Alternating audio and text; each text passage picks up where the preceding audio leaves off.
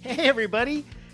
On the Run with Beards and Dunn. Beards, it's episode number 30. We've done this 30 times. Wow, that's awesome, Mikey. And this has been so much fun. And I tell you what, I am all turkeyed out, mashed potatoed out, sweet potatoed out. I finished up the last of it yesterday, and I won't see another turkey leg until Christmas now. I know. I tell you.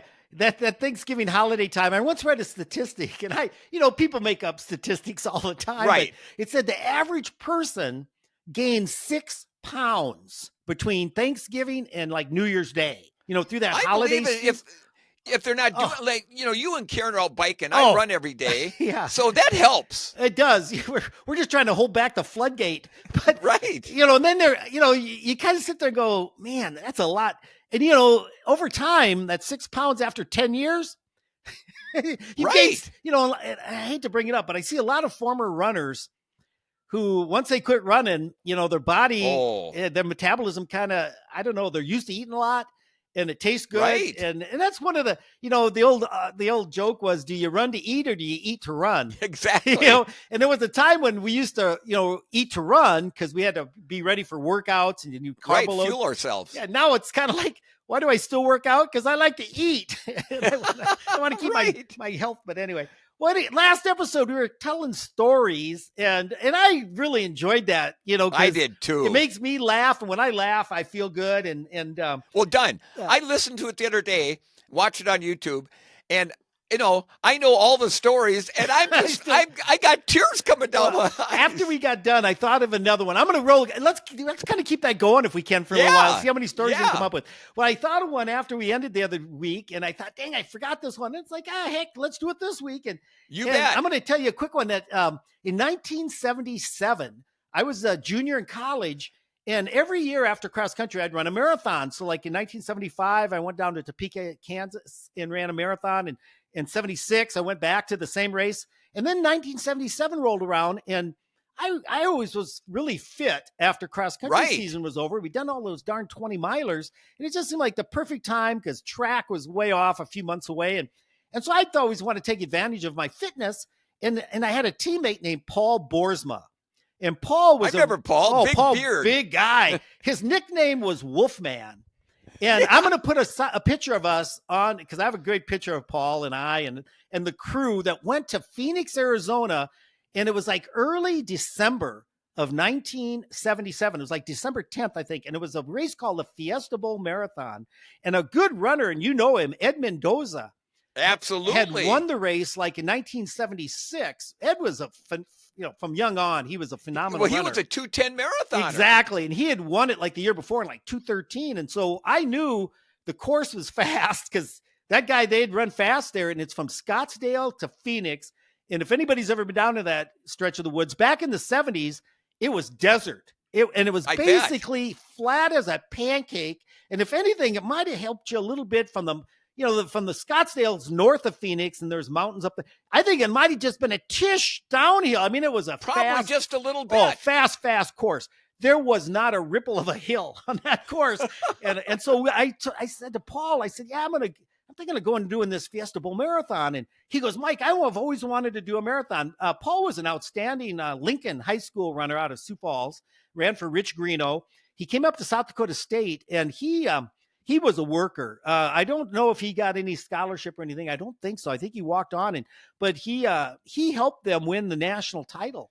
I don't know if he scored in 1974.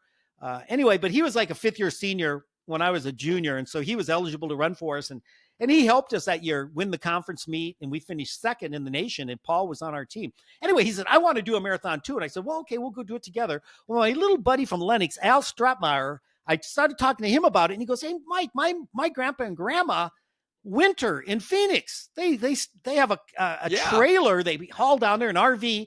He goes, we could just stay with them. And I thought, well, that's awesome, because we hadn't figured out where we're going to stay and all that. So I said, well, check with them. And he did. And he said, oh, they'd love to have us. So now it's Al Stratmeyer out of high school, me, Paul Boersma. Well, we had another teammate named Jackie Cutler. Jackie was a female runner for SDSU, ran cross country. She was good. Jackie was a great runner, varsity runner, I think all through her college career. And she said, hey, I want to run a marathon too. If you guys are going down there, can I jump aboard? Get in on the trip, on the road trip. And we Sure. said, yeah, we'd love to have you. And then Paul had a girlfriend, and I for the life of me, I have a picture. I'll put it on the website, and there's a picture of her. I cannot remember her name, even though I spent. Okay, so here's the story. We are getting ready to leave town. The race is, let's say, Saturday, or I can't remember the exact date, December 10th, 1977. And we're going to leave town. We decided, we did the math. It's a 30-hour drive. So you didn't fly down no, there. No, we had no money. We drove. Paul has a Volkswagen van. And if anybody ever watches any movies from the 70s, a Volkswagen van is just like the motor's in the back. And when you're driving that thing, if you have a head-on collision, you're the first one at the accident because you sit right in front, right on the windshield. I mean, and actually the motor in this one was between the seats of the front. It was bucket seats. All right. So Paul says, hey, I got a van. All we need, it gets good gas mileage. We'll drive it. And I said, all right, I can drive it. And so him and I, we took turns for 30 hours. This is not a great way to prep for a marathon, but we left I wish I remember the exact times, but let's just say, I think it was Thursday morning. I think it will be there Friday morning. It gives us all day to rest up and race on Saturday. Yeah. Well, they were predicting a winter freezing rainstorm coming through the Dakotas. And I am kidding you not. We got out of classes on Thursday, or would have been Wednesday night. We got in that thing. Paul, his girlfriend, Jackie Cutler, and I, we hit Sioux Falls. It's raining, and it's like 35 degrees out. Oh, boy. Oh, this storm's coming. We pick up Al, and the five of us are heading down to the interstate, and we decided, okay, we need to head across. We got to get out of this weather. And we're driving south as fast as we can. And it's freezing rain right behind us. Oh, my God. Oh, we were thinking we're going to get stormed in somewhere. Right. Well, and those things don't have the best traction anyhow. It was terrible. We had a mattress back there. So, and Al didn't have a driver's license. And I don't think Jackie or the girlfriend ever drove a van. And so it was just Paul and I driving. So he took the first shift and he got us down somewhere into Nebraska.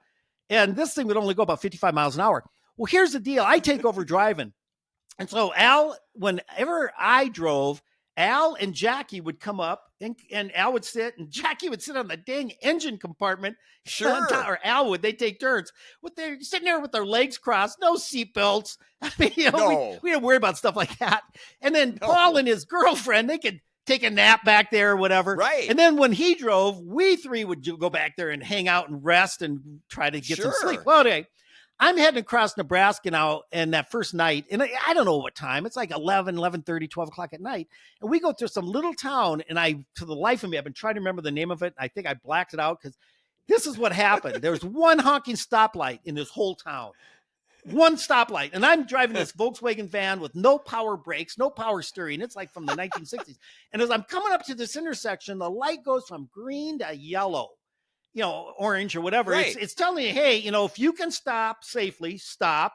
If not, this light's about to turn red. And I had that moment of indecision where it's like, oh shit. And I'm thinking, there's no way I'm going to stop this, without being halfway through the intersection. So I just cruised through it. And my habit was, if you ever go through a yellow light, I always kind of look as I'm going underneath it. And if it's still yellow, as far as I can see, I figure I'm good. Now, if you see it turn red and you're not through that intersection yet, well, you're kind of on the bubble. Well, yes. I looked, I thought, well, I made it. I hadn't gone a half a block and my world turned red. There must have been a cop sitting there watching that intersection. It's the only stoplight in the whole town. And the lights light up and he pulls me over and I'm thinking, oh my gosh. So I pull over, and the guy comes up to the window and he goes, yeah, he said, I stopped you for running that red light back there. And I've always, I still to this day respect police officers. I think they have a tough job and I wouldn't want it for all the tea in China. And I said, well, sir, this isn't my van. It's my buddies here. And I go, I just didn't feel I could safely stop with it. Doesn't have power brakes. Yeah. And I was watching that light was yellow. I tried to give him my side of the story. Right. And I might as well, he might as well have said, yeah, whatever. And he goes, I want your driver's license and your registration for this vehicle. And I go, no problem. And I'm, getting out my driver's license. Sure. And I go, hey, Paul. And Paul's like, I had to wake him up. He's in the back. Right. I go, Paul, where's your registration? He wants to, I got pulled over. And he goes, geez, my registration. I think I have that in a strong box back in my dorm room. Back home. And I go, I go, officer, it's not my van. It's the guy in the back. He says the registration's in this dorm room back in college. And the guy goes, all right, I want ID on every single person in this vehicle. Oh my gosh. I mean, this guy, now you got to remember, when you guys go online, I have hair down to my shoulders. Right. It's 1977. I weigh about 135 pounds. I look like a drugger. Right. Paul, his nickname is Wolfman. And you know what that means?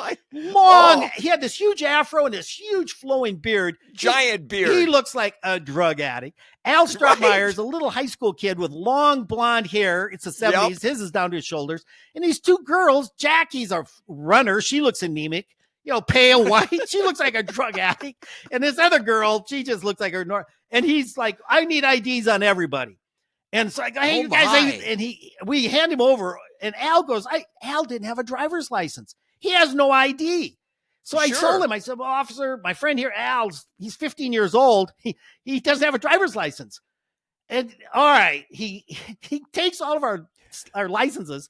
He goes back to the van, his car, and we're sitting there just sweating bullets. And all at once he walked, and it seems like forever. And people are driving by. We're pulled over. A bunch of hippies pulled over. I don't know if you ever saw the movie The Macon County Line, but it's a horror. Right. These cops harass people. Well, he comes back. He goes, all right, here's the deal.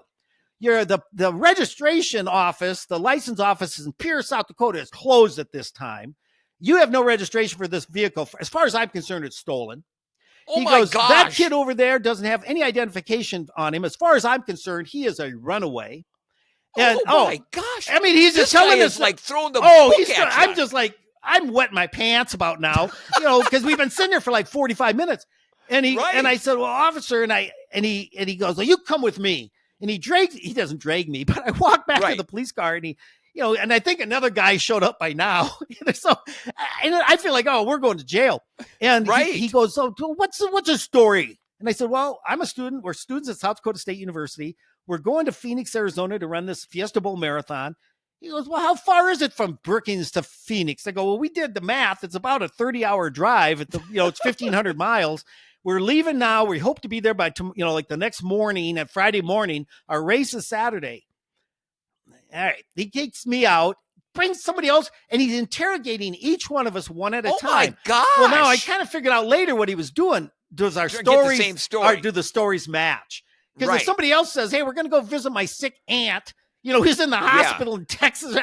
No. Right. We all had exactly the same story. And Al, when he got back there, he said, officer, if you want to call my parents, here's their phone number. They know where I am and who I am with. Yeah. And my dad's Dr. Alvin Strottmeyer, and you're free to call him. Please do, sort of thing. And finally, Bears, I'm not making this up. It's been like an hour now.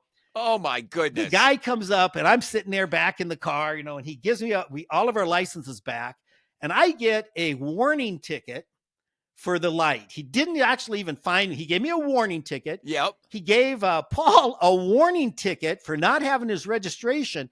And he said to Paul, you need to make us a copy of that. The address is on that letter, and I want you to mail me a copy. Because if you don't, there'll be a warrant out for Oh my goodness. So I mean, he was playing it by the book, but he finally let us go. And he goes, all right, you guys, take it easy or something like that. And I said, thank you, officer. And the whole thing was, we never got disrespectful. We never said, that's the key. Yeah, we were nice. We tried to be as nice as we could. Did he ever crack a smile? Never. Wow. The guy never said, hey, you guys. Did he say hey, have a great race on Saturday? No. Wow. Now it gets worse. I'm still driving, and I start pulling, I put my blinker on to make sure I pull out into traffic. There wasn't any. It's midnight. And this dude and this other cop follow us. Oh my gosh. I'm like, he's still following. Like, what does he think? I'm going to make a run for it here? But I think he followed us all the way to the county line, wherever that happened. Oh my gosh. And all at once, they pulled over and they turned around. Oh my gosh. I tell you, my heart was a pounding. Oh. And we finally got to Phoenix. We ran the race. Did you get there in time? Oh, we did. We got there the next morning. We hoped to get there. We laid around all day trying to sleep. I have some photos. I'll put them on our website. And I actually ran well and ran my best. Paul Boersma finished his first marathon. Jackie finished her first. And we then drove home. Instead of doing one 30-hour drive home, I just said, oh, after running a marathon, there's no way I can drive a van, Yeah. alternating 30 hours nonstop. And we said, no, let's do it. We did it in 3 10-hour days. There I'm you not go. sure what's worse because maybe not. Oh, Beards, I don't know if you ever sat in a van after a marathon for 10 hours, basically. I can't even imagine. And then you'd get out you could hardly move. We'd get out, and I remember Jackie, Al, and I, we'd stay in some flea bag motel for like $20 a night. Yeah. And I mean, Jackie's in one bed, Al and I are in the other, and there's no and Paul and his girlfriend are out in the van, and they weren't going to spend any the river. I don't know. Well, then 3 days in a row of this, but then the final part of this story, and it's gone on forever, is when we were told in the dormitory what we were doing. And I don't know if you knew this, in the 1970s, Coors beer, you couldn't buy it in South Dakota. They didn't have only Colorado. Yeah, it was only available in Colorado. And we had orders. They go, hey, you guys coming back through Wyoming, Colorado, Wyoming? And we go, yeah. And they go, we want you to pick us up a case. And Bears, I kid you not, we picked up like 10 cases of Coors beer in Colorado. And when we were in Arizona, we must have took back about 10 cases of oranges and grapefruits, because you could buy them for like $5. They're on the side of the road. The poor Volkswagen van, the springs were down to the freaking frame because we had overloaded it with you guys beer. Are lucky you made it back. Oh my gosh. Anyway, we did.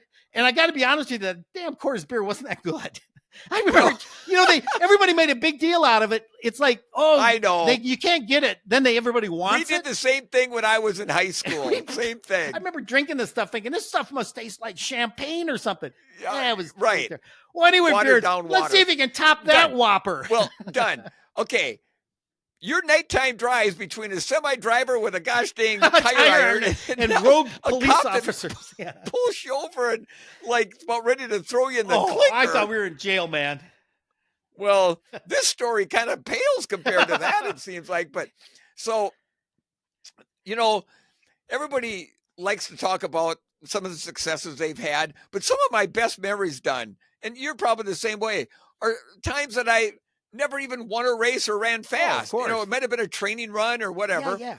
But so this has got to be 20 plus years ago. Now, I'm not talking about the Chicago Marathon, which is a great event that's held in October. But there was a marathon back then that ran for like 3 years called the Lakeshore Marathon. Okay. And it started at the McCormick Center, which is a big convention center just on the south side of the city. And it ran along the bike paths. They got miles and miles of bike paths along Lake Michigan. So I got invited to come out there and speak the very first year. And so I went and I spoke. How fit were you? Well, I was in my, probably mid 40s or something. So I was, I was back running as a master and running in the low to mid 240s, Right. Okay. But I wasn't going to run it that first year. I think I was dinged up or something. But I went and spoke, and then I went and I watched the race, and it was a fiasco. Oh. I mean, it was pouring rain. The course wasn't marked right, and people were just complaining nonstop. So the second year, they bring me back to speak again. And I thought about running it, but it just didn't work into my schedule. But I went there, and I'm thinking, okay, it's got to be better than the first year. Yeah. Right. Well, it was just as bad, if not worse. So finally, they bring me back a third year in a row. And this time I thought, well, I'm going to run it. I thought they've got to have all the kinks worked out and everything. And so I'm going to run it. So the race starts down by the McCormick Center. And I think it was Chuck Engel. Remember Chuck?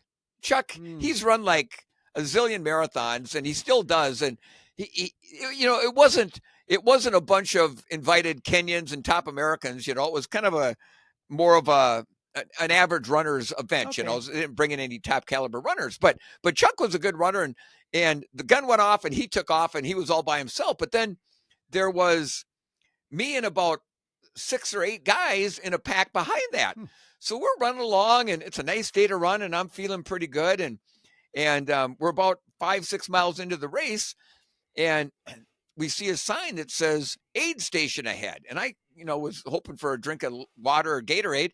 So we come up over this little hill. Well, yeah, there was an aid station, all right, but it was a folded up card table, and all the bottles of water and the Gatorade was still in a big cardboard box. So nobody was even there. The volunteers hadn't showed up. Okay. No, they hadn't showed up. So we go by. You're not going to stop and help yourself. No. So we keep going by, and we get up to this intersection, and there's really no arrows. And I'm thinking, I go into the guys in my pack. I go, guys, which way do we turn? I go, we can't go right or straight. I said, we're only 8-9 miles into the race. And they go, we better take a left. So we take a left, and then we see an arrow, and we come back around, and I see a guy, a volunteer. He's sitting in a chair, leaned back against a tree, and he's basically asleep. So we're coming up towards him. I go, sir, has the leader come by yet? He goes, no, you guys are in first place. Well, I knew that wasn't the case because Chuck, he was so far out in front of us, we couldn't even see him anymore. So we keep running, and now we get to an intersection, and there's a bunch of volunteers there. And honest to goodness, Don, half the people are telling us to take a left. The other half are telling us to take a right. So we take a right, and we get about 300 yards to the right, and a guy on a bike comes, no, you guys, you made the wrong turn. You got to come back to that intersection and then take a right and go straight. Okay. So we come back there. Well, at this point, we're everybody's discouraged. Most of the guys dropped out. So, but we don't see any mile markers, and we're thinking, well, and I'm running, I feel pretty good. So I got this one guy with me, and he's trying to qualify for Boston or something like that. And so we're running along, and all of a sudden I look down and I see the 24-mile mark. And I look at my watch and I'm thinking, there's no way we are at 24 miles. And this poor guy that was next to me, he got so disjointed and beaten down, he just stopped right there and dropped out. I'm done. So I thought, okay, I got 2 miles to go. I know I'm not going to run a marathon today, but I'm going to run as hard as I can the last 2 miles and get a good, 18-mile workout in. So I'm running hard down this bike path, and I come around the corner and back to the McCormick Center, and I can see the big scaffolding they have up, and I can hear music going and the finish line and as I'm getting closer and closer, I can see they got a banner pulled across for the finisher, and the guy up on the mic up on the top of the scaffolding had binoculars. He goes, "Here he comes! It's Dick Beardsley! Oh my God! He's gonna set a new world record!" And I come across a finish line, and he goes, "It's a new world record! An hour and 48 minutes!" And I go, Kipchoge, he'd be. Oh my gosh. And everybody's going nuts. I'm going, no. I said, I did not run a 148 marathon. And so I get up and the guy's just going on and on about, I just blew the world record away by 15 minutes or whatever it was at the time. And finally, there's a bicycler coming towards the finish line. He wasn't in the race, but he was, biking. And so the announcer up on top starts telling the guy, "Get off the bike path. We're going to have runners coming in. Get off the bike path." Well, the guy wouldn't listen. And now the announcer is just starting to berate this guy. My goodness. So this guy, he comes through the finish line.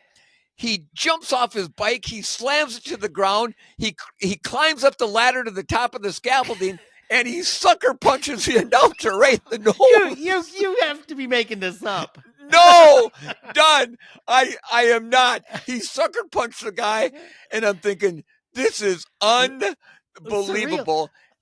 That was the last year they ever had that race. It was so screwed up. That is amazing. And do you remember who I don't want to mention names, but was it like a race director who thought he could put on a marathon? Yes, it was a guy that, there were a lot of people back then that thought, oh, we're going to put on a marathon. I can make a lot of money. Yeah. And he had I can't even think of his name, but he had some kind of a race company, and it's for 3 years in a row done. It was the most unorganized event. The fact that they got as many runners as they did, but people were just outraged. And even the Chicago Marathon even put up on their website, we are not part of this fiasco. It reminds me, I knew of a good guy, Steve Kurtenbach. His dad owns Dectronics, which is a huge company in Brookings. And Steve is a race promoter, and he used to own the Black Hills Marathon, and I'd won that a couple times, and not when he owned it. And then it's kind of weird. I never understood how marathons, because usually it's like a local running club, like the Prairie Striders, that say, hey, we're going to put on a marathon. Yeah. You get a bunch of volunteers. Somebody says, I'll be race director, which has got to be a labor of love. Because in those, the amateur days, it wasn't like anybody's making money at this thing. It was purely for the love of running and helping other people enjoy the love of running by hosting a race. Well, and Bob Bartley, and we'll talk to Bob one day about this. Well, eventually, though, races became businesses. And, totally they did. I know Steve Kurtenbach, somehow or another, purchased the Black Hills Marathon, and he moved it up to Hill City because he renamed it to the Mount Rushmore Marathon. Because how do you not have a race in South Dakota, in Western South Dakota, and not try to incorporate Mount Rushmore? Oh, that's a no-brainer. A lot of people thought the Black Hills Marathon, well, my gosh, I must run right by Mount Rushmore. It didn't come close to it. When I ran, it was like the other side of the Black Hills. Well, he did move it over there and had some interesting courses. But I remember a nightmare story he told, because he had all the new chip timing. He owned all that. And he marketed himself to help other races put on the results. And that was kind of new back then. Yes, and he did it in Hill City. Now, you got to remember Hill City, Minnesota, or South Dakota. Most people don't know what running is, let alone racing. And he had his whole thing set up on Main Street of Hill City. Some older lady come driving down Main Street and was going to run over the top of his chip timing mats, which I guess they're not that durable. I mean, runners aren't going to hurt him, but a 2,000-pound car mat. And the story was, and bless Steve's heart, he's a good guy, he threw himself over the top of the lady's car under the hood, because she was nuts. Like, he was waving, stop, and she wasn't stopping. And to save his equipment, and she stopped when he threw himself onto the hood. My gosh. Anyway, and so when you started telling me that story, you got to admire races that do it well, because of the amount of time, effort, and nowadays those people that own the race and manage the race probably do it as a full-time job. Oh, for sure. Done. I've always said this. Every runner should have to be either a race director or a high-up volunteer, and there'd never be another complaint again. Back in about 1980, the Como Zoo, which is a big zoo in St. Paul, Minnesota, they asked me to put on a 10K race.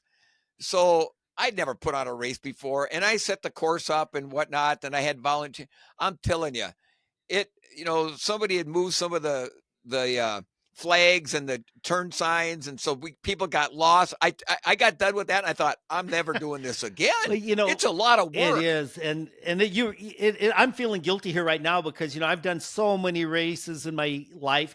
The only time I ever volunteered, it was kind of self-serving. I was the lead bike for like the Black Hills Marathon. I did that a few times. Fun, though. I loved it. The lead bike at Brookings. I don't know if I was lead bike. Yeah, I think I was a year. You might have been there, and we did that. Yeah, maybe I was you were just out there for you. You helped me. And it's the best way to watch a race is from the front, because you get to see all the top runners up there and stuff. But yeah, to be in the trenches, handing out, volunteering. I think it's. Oh, and it could be raining. Oh, and those people, bless windy, their hearts, cold, standing out at the corner for hours, making sure the runners know which way to go. Right. It's hard enough on a bad weather day for the runners, but when you're just standing out in the pouring rain or the 40-mile-an-hour winds, all right, that takes a lot of commitment. Thinking about some more stories, and we'll probably talk about this some another time too. Dick and I went to those running camps in high school. I loved it. I just thought, man, if I ever had the chance to put on a running camp. And so when Dick was pretty much retired, 1986, I think, was the year we did the first one. Yeah. And I was living up and teaching school in the Black Hills, and right up the road from us was a place called the Nemo Guest Ranch. And it had a restaurant, cafe, a bar, cabins you could rent, and it was a dude ranch. Awesome. It was a dude ranch. It located in the beautiful on Nemo Highway. It's pretty much between Rapid City and Deadwood. So if in your mind you can picture, that's a pretty nice area. And I went to the owners and I said, hey, what's your least busy time of the year? And it's like, oh, in the fall after school starts, it's hard to get people with families. They can't really come up here. So I think if I remember right, I think we did it in late August, early September. We, Yeah. Dick and I put on a running camp for 3 summers in a row. We made zero money at it because if you haven't figured out, Dick and I are not good businessmen. We calculated what it would cost to do it, but we never really factored in a profit margin. No, we were just happy. We broke even. We broke even. And I think the only one Dick might have got like enough money for his gas to drive from Minneapolis to Rapid City and back. And we didn't have to pay anything, for our accommodations at the for meals and stuff. But anyway, we held this thing, and it was a hoot. We had so much fun. But one of the things I always remember is there's 2 stories I think of, and Dick, and I know you've got a couple, is one time, and I hate to throw Dick under the bus, but he tried to poison me. No, he tried to poison me. Oh, my best friend. I think he was thinking that if this thing was going to make a lot of money, he wanted it all to himself or something. No, but as a practical joke, and I laugh about it. I know you feel so bad. I still feel bad. We had tons of soda. I don't know if we had a sponsor that we had free soda for all the runners, and runners love Coke. And well, yeah, and I had a root beer, and I remember I put the root beer down and turned my back, and unbeknownst to me, I can't believe I did. Somebody snuck up and put dish soap in my root beer, and I did, and I turned around, grabbed my root beer, and it was all foamy. And I thought, well, man, this root beer is really good. It's really carbonated. It's full of, foamy. And I went and I sucked the foam, sucked the head off a beer. And I sucked them dang soap fumes right down my throat. Oh, I tell you, I was a hurting you. And Dick, I'd never seen you look so scared in your life. I was. Because my throat was like irritated and I couldn't quit coughing. Oh, my God. And I thought you were going to die on me. And everybody was like, Mike, are you okay? And I go, shit, I don't know what's wrong with this root beer. And Dick finally fessed up, and I have to embarrass him a little bit about that. But the other story was we were finished the camp one year, and Paul Young and his wife Kathy, they were part of our camp staff. Kathy is a registered nurse. Paul is an exercise physiologist like I was. We met in grad school, and Paul would do sessions for our runners on injury prevention, injury treatment, stretching, and all that. Well, we had finished up the camp, and we were up at our house, and we were leaving. And I think we were going to go down to pay Lorna Squire, was another staff member. And Dick was riding in the car with Karen and I. And we lived in the woods, and it was nice weather. We had our windows rolled down. Well, there's these things called bark beetles. And Beards, I don't know, how do you describe a bark beetle? It looks like a freaking, it looks like a praying mantis.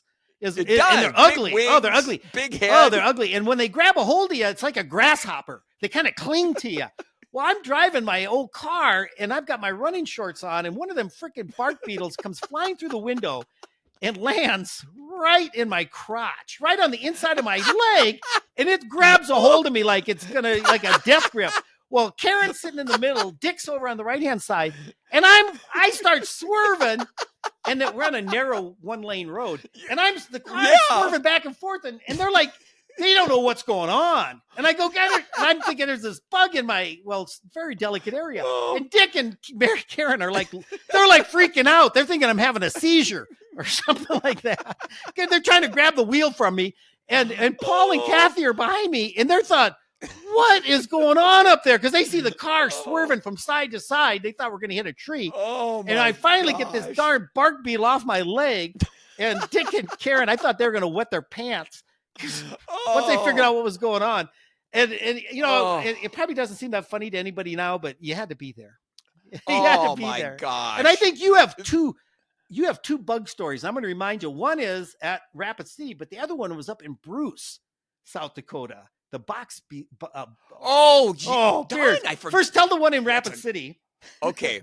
So we were out visiting Mike and Karen and Spearfish, and we went down to the tennis courts one night, and we were, playing tennis and whatnot. It was dark. I think the lights were on in the court and everything.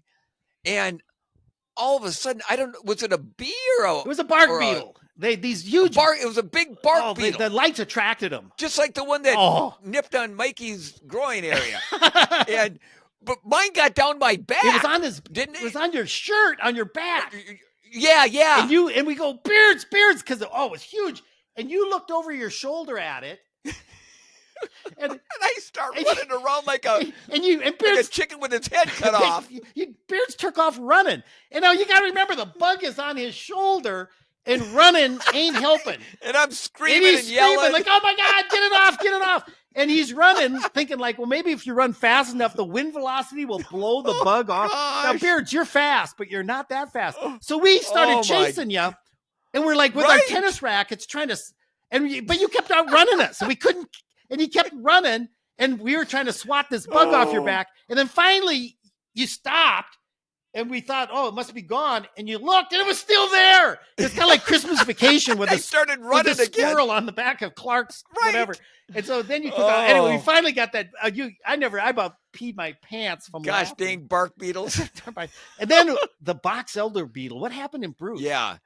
So for a while, for about a year, Mary and I lived in. For 1 year, I worked for somebody besides myself, and that was after I retired from running. Before we moved back to the farm, I worked for Land O'Lakes for 1 year, out near Brookings, a little town called Volga. Well, we rented a little house in this little town called Bruce, South Dakota, north of Brookings. So anyhow, one day I'm out for a morning run, and I was still. I was still pretty fit. And so I was, still training, pretty hard. And so anyhow, I finish up a run, and I'm just flying, and I finish up the run. And, when you stop right away, you kind of, you're trying to catch your breath. And so I kind of bent over, with my hands on my knees, and I had a pair of sunglasses on. Well, when I bent over, the sunglasses, I suppose from being sweaty, they slipped off. Well, when I reached down to kind of try to pick him up, I kind of misstepped, and I stepped on him, and I broke the bridge, between the two lenses. So anyhow, I take him into the house. So that night, I'm up in my little office doing a little book work, and I thought, you know what? I'm going to fix up my my glasses. It was in the fall, I believe. I'm going to fix my glasses. So I got out a tube of super glue, and they got those real thin, narrow points on them. So I take the cap off, I open up the tube, I got it in my right hand, and I've got my glasses in my left hand. All of a sudden, out of nowhere, this box elder bug flies up into my face. Well, just natural instinct, I went like this to try to get it off, and that gosh dang tube of super glue went right into my right eye and glued my eye shut. So how long did so you just reflex, you swatted at it, and instantly, and the tube, the point of the tube went up into my eye, and as soon as I blinked, it immediately glued my eye shut. So I walked downstairs, I go, Mary, and I got this super glue tube hanging out of my eye. So she, by the time she got me into the hospital in Brookings, it's like 11 o'clock at night. So they called Were you freaking out at all? I was. I thought I'm going to probably be blind. And so they call the eye surgeon. So they get him out of bed. He comes in. They take me right into surgery, and they put me to sleep, and they scrape the eye and dig things out. And then I've got a patch on it. And I had to have the patch on. I couldn't open that eye for like 5 days. Well, the next day, they were coming in to give me a shot or something, and the hospital was a teaching residence nurses hospital. Yeah, and so I hear these nurses and the main nurse outside my door, and she goes to the student nurses. Yeah, this is the guy that super glued his eye shut last night. They're all laughing. So they walk in. And I got this patch in my eye, and I'm probably, drugged up a little bit from the surgery and stuff. And she goes, Richard, we need to give you a shot of penicillin or something in your hip. She goes, yeah. She goes, are you okay if one of the student nurses does it? And I go, well, they got to learn sometimes. So I kind of bend over, and this young nurse, she gets this big syringe, and her hand is shaking like a leaf in a hurricane. And she goes, bang! Well, she hips my hip bone. I go, oh! And she bends the needle 90 degrees and pulls it back out. It's got a 90-degree bend in it. You have no meat on your bones anyway. No. Yeah. And Oh. the head nurse goes, you were a little too far to the right. So she goes, Mr. Beardsley, are you okay if she tries it again? Oh my I'm God. thinking, so I said, sure. So this time she got her right in the cheek, and Oh Lord. it was fine. But anyhow, thankfully, I was in the hospital for like a week, and when they first took the patch off, it was so blurry. I could not read anything on the eye chart. So they went back in, did more surgery, put the eye patch on, and then eventually, thankfully, it came around. Beards. So, I thanks for bringing that one was up gonna there, say, Don. well, I shouldn't have laughed because I'm laughing at your misery, but you were laughing too. So, well, I think maybe, Oh yeah, maybe we have time for one more. You know, I always think about, we always talk about our best. Oh, I ran my best race here, my best race there, and stuff. right. Let's turn it around. Beard, your worst race ever. I'm gonna go because mine, I hope isn't. Yeah, go ahead. I've got several. I had a hard time picking which one is my worst race ever. And I think there's a lesson here. After Boston in '83, I was on a high, but Right. I was so pumped up and running for Brooks, and I just ran 2:18, and for some reason I wanted to run fast. You always want more. You always want more, and you get a little greedy. And I decided I'm going to go run Grandma's in June. So from April, May, June, 2 months later, I thought, well, Beardsley ran 2:09 at Grandma's. That's a fast course.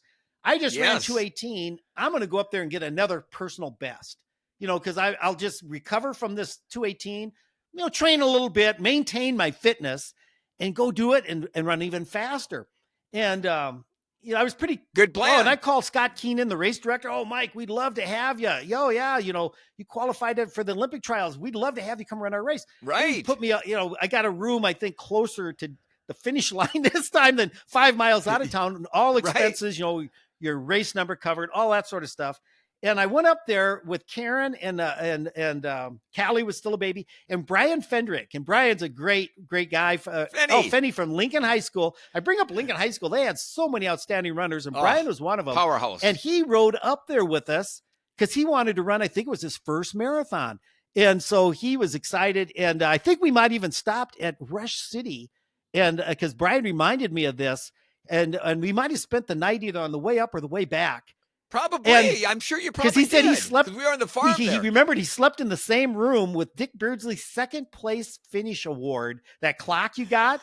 He slept in the room and he stared at that clock like, damn, that's a second place award for Boston. Cool. Anyways, and it helped inspire him. So we got up there and I was full of myself thinking, man, I'm going to hammer this. Well, I was having some, as a lot of runners do, some foot issues, knee pain, which eventually needed to have surgery. And I was thinking, I was overpronating, which was causing people's knees pain usually start in their feet. Well, I couldn't afford to go to a podiatrist and get like orthotics made. No. I freaking kind of tried to rig up. I had my Brooks racing shoes. I wore at Boston still. And I had kind of broke the counter over because they weren't made for durability. They were light. They were probably made for like 1 or 2 races. Well, I'm going to get another race out of them. And I put some wedges in these shoes on the inside, the medial side, to try to keep my foot from overpronating, to help my knee pain. And I taped these suckers in, went out and jogged around for a mile or two. And I thought, well, that felt pretty good. Well, Beards, I don't have to tell you this. Running a mile or two isn't like running a marathon. Right. And the race took off and I went out with the lead, whatever, sub 2:18 pace, whatever it was. And as I kept running, my foot started getting hot. And what was happening is those wedges were rubbing against the ball of my foot, the heel of my foot, and they were causing blisters to form. And you kind of try to put the pain out of your mind. Beards, you've had blisters, I'm sure, running. And for sure. Man, it's hurting, but I just got to gut it out. I'll just gut it out. And I was running, but this was like 10 miles into the race, and my foot's on freaking fire. And I could feel every time I come down, it's just like, I hate to say, like sandpaper. Did you ever think about maybe pulling them out? I kind of think I might be ultimately did. And then it was like, it was worse. It was like, now I was overpronating. Beards, I ended up, I dropped out. I got to about 17 miles. My foot hurt so bad. And I was so discouraged, so despondent. Sure. When you lose that spark, Oh the fire in the yeah. belly was out. And I was feeling sorry for myself. And, and as you maybe know, at grandma's, the road is closed. I don't know what that highway is. Right. There ain't no cars. Like, I'll just stumble right into the finish. No. Unless there's an emergency vehicle, it's the only thing that's going to go up that road during the race, because there's like 8,000 runners. Well, I'm walking and walking and walking. And of course, spectators like, oh, come on, buddy. It's okay. You can do it. Keep running. Keep running. And I may have tried to start running, and my foot hurt so bad. And I was so discouraged. I walked over, and don't laugh too hard, to Lake Michigan on the shore, and you can see the dark. No, Lake Superior. Excuse me, Superior. And you can see that bridge at the finish line. Right. It looks like that's only 4 or 5 miles. Yeah, no, it was like 9 miles. Exactly. I walked that beach as far as I could walk. I don't know, but you did? I don't remember. I walked. I finally. Don't even ask me how I. It's a blur. I got to the finish line somehow or another, and I don't remember finding Karen or going to the hotel. Oh. And the good news is Brian Fendrick ran 221 or 220, 222 and change. And holy cow. Or it might have been 221 and change. Now that I'm thinking of it, I should know this. And he ran great. I know he was in the top 25.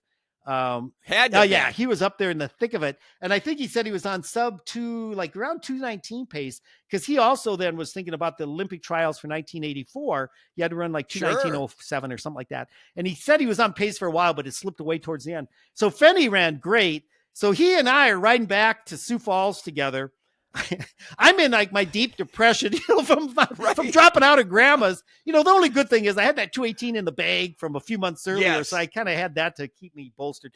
But I tell you, 2 months earlier, not a few months. 2 months earlier. But it's hard to bring those memories up, even though they were a valuable lesson. I had to have knee surgery later that summer to kind of fix what was going on. But Beards, did any race come to mind that you just go, man, if I had to, I'm glad I wouldn't want to relive that one over. What was it? Yeah. The one that sticks out for me. So in 1981, I ran a marathon in January, February, March, June, and August. And they were all world class. Faster. So anyhow, that fall I get invited, and Don, you know me, I recovered quickly, and let's say the marathon was on a Sunday. By Wednesday, I'm back regular training again, which is stupid. Well, I get invited to the International Peace Race in Youngstown, Ohio. It was a 25-kilometer U.S. championship, and there was a lot of studs there. In fact, Randy Thomas won it that day and set a new American record. Well, I went into it. I was tired. I had lost that fire in the belly. It'd been such a long season. And not only did I run 5 marathons, I ran probably 25 other shorter races, and I went into it, and from the get-go, it felt like I had cement bags wrapped around my legs. And I think I finished like 10 minutes behind Randy. I mean, I was one of the favorites going in. I mean, and it was a hilly course. I was so down and out after that. I thought, oh my gosh, but I realized it was a good lesson that, I had to make sure that my recovery days, I took some recovery days, and then I didn't train 120, 130 miles a week, 12 months out of the year. Yeah. I started taking so after that race, I barely ran the month of November, and then slowly started picking up in December and just running. And then we know what happens in April of 82. You're in 208 then. Right. So. Got my mojo back, but it is tough, so, when you don't meet your expectation. You went into that, and I'm not that I was at your level, but you always kind of have preset goals. Oh, for sure. And you try sometimes to convince yourself. I've dropped out of a few marathons because I was undertrained, and yet I went in there with the attitude I'm going to break 220. And you hadn't done the training, and you thought, well, I've done the training in the past. I always said I'll do it on memory. Like a memory. Yeah. Well, memory it will lie to you you'll lie to yourself. Oh, yeah. You'll tell yourself, I'm in better shape than I think I am. And no, sometimes you're in better shape than you think you are. And that's kind of a cool way to Right. find out when you run above your expectation. But it's life is that way. We learn sometimes We our all best have 'em. lessons from the mistakes we make. But anyway, Beards, Whether it be running or I can't believe life we've in gone general. through another 45 minutes of 40, almost 50 minutes Better done. cut it So off. listen, we want to thank everybody for listening. I tell you, Dunn and I have so much fun doing this. We really Someone do. else And if does. you have any questions for us or comments about the show, you can contact us directly on our website at beardsanddunpod.com or leave us a comment on our Facebook, Instagram, or X, all at Beards and Dun Yeah, and Pod. if you're watching on YouTube, of course, we'd really appreciate it if you hit the subscribe or the like button. Let us You know bet. you're watching. And Beards, it's always a joy. I always get an uplift from doing these, and I don't care if anybody else Me does. too. I enjoy them, and so let's keep rolling, bud. We'll see you next week, Hey, have buddy. a good day. All right, you too. Bye-bye.